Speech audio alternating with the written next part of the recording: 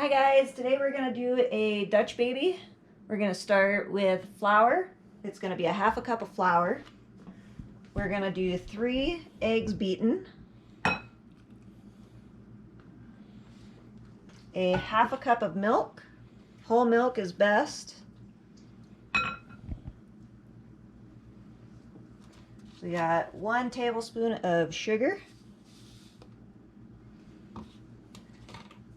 And then we are going to do 2 teaspoons of vanilla.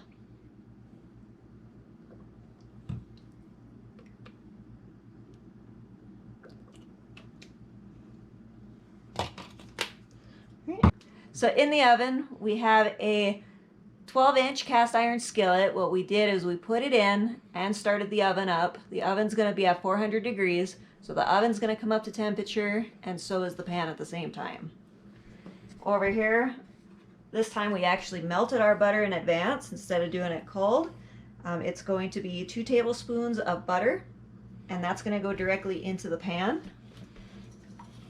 But first we're going to mix together our Dutch baby here.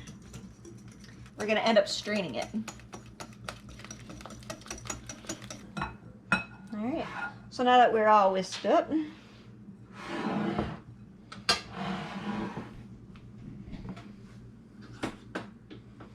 grab the strainer here. All right, so now that we're all whisked, we're gonna do the strain. This will take all the lumps and bumps out of it, and it'll give you a nice smooth consistency.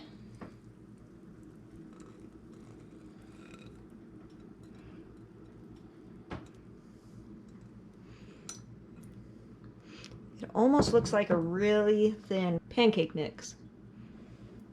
All right, and there's the beginning of our Dutch baby. Right, so now you're going to take your cast iron.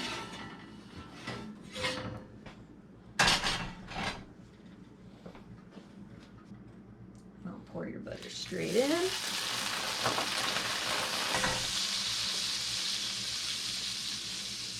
Put the Dutch baby straight into that.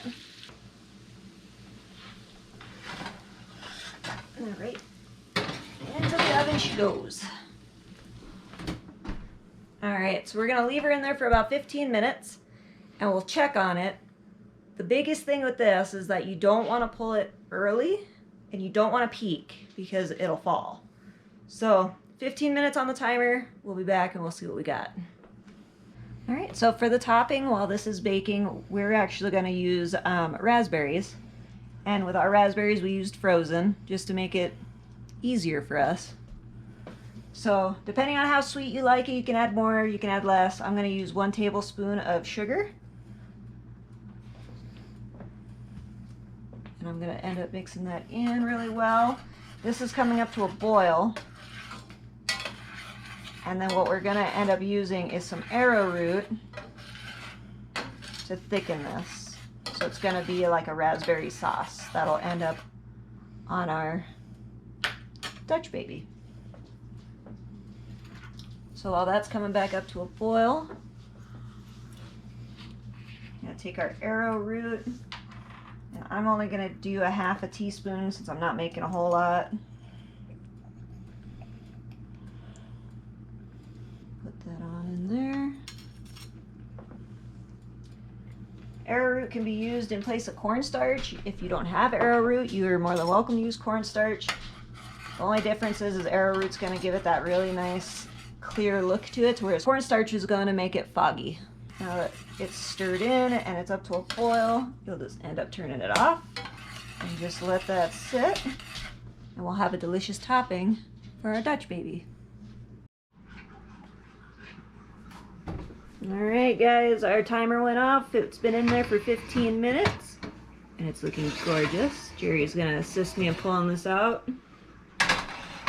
So you're going to want to take it out of that cast iron pan as soon as you can because the cooking process will not stop until you do. You do not want to burn it. Alright, so there she is. She's nice and brown. She's going to be extra crispy. We're going to let it sit and cool down for a little bit, then we'll top it and we'll give it the taste test. So we will see you in just a couple minutes.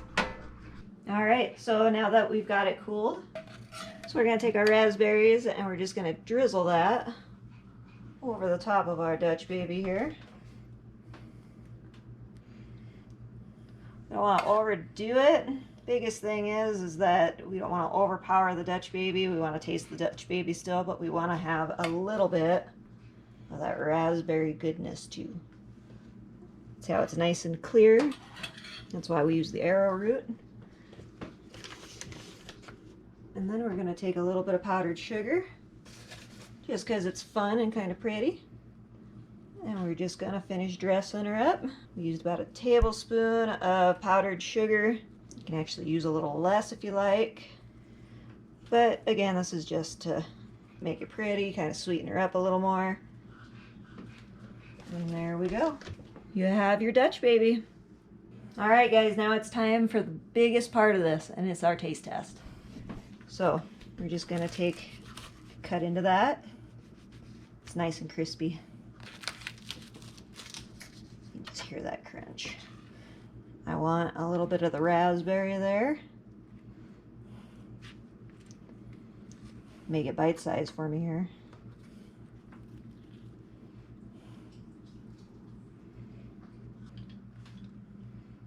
Very good. It's very light. It's crispy. Here's a little bit of sweetness and some tartness from the raspberry. It's awesome. So guys, go ahead and give that a try. If you like what we did, go ahead and hit that like button. Please help us out. If you would subscribe and share, we'd appreciate that. And if there's anything else you want to see, just let us know. Drop a comment down below. All right, well, you guys have a good night.